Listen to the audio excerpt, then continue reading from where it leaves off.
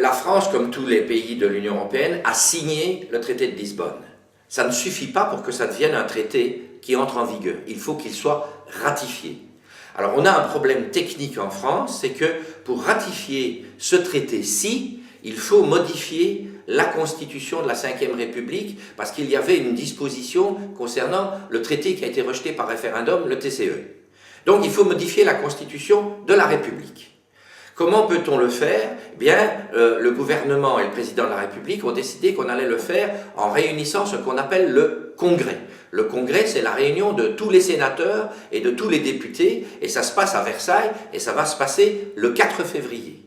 Alors, qu'est-ce qu'ils vont faire le 4 février? Ils vont modifier la Constitution de la Ve République. S'ils la modifient, dans les jours qui suivent, les députés vont pouvoir ratifier le traité de Lisbonne. Par contre, si la majorité nécessaire au Congrès à Versailles n'est pas réunie, alors il n'y a plus qu'une possibilité, c'est d'organiser un référendum. On se trouve donc devant cette situation. Est-ce que le président de la République, la droite qui est au pouvoir, dispose de la majorité nécessaire? Non, parce que la majorité, c'est ce que dit la Constitution de la République, pour changer la Constitution par le Congrès, a besoin des 3/5 des voix exprimées. Ça veut dire quoi? Qu'il faut non pas les 3/5 de l'ensemble des députés et des sénateurs, non pas les 3/5 des sénateurs qui auraient dit oui, non ou qui se seraient abstenus, seulement les 3/5 des sénateurs qui ont dit oui ou non, et qui sont là donc.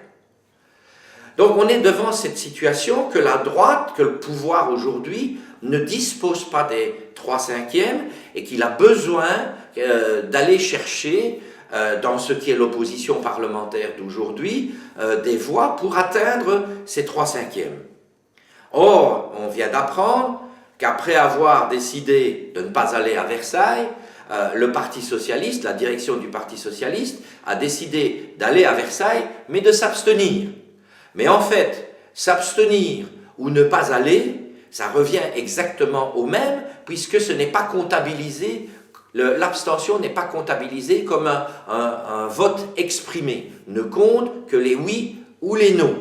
Autrement dit, en décidant de s'abstenir, le Parti socialiste décide de rendre possible la modification de la Constitution de la Ve République et automatiquement la ratification du traité de Lisbonne par la voie parlementaire.